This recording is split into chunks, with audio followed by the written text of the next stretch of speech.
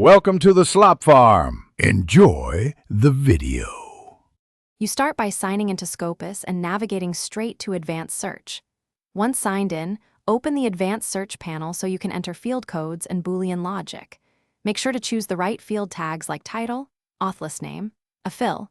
You'll use these tags to target results precisely. This is faster than filtering later. Keep a short list of author ID and affiliation names ready. They save time in the next step when you build your first query. Now you construct the query.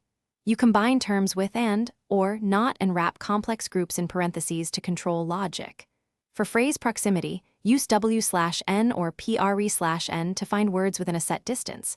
This reduces noise from generic co-occurrence. Apply wildcards like asterisk and to capture variations of a root word. Once done, preview results counts and refine by swapping and slash or tightening proximity. Make sure to save the working query text for reuse and reproducibility. Finish by refining and exporting.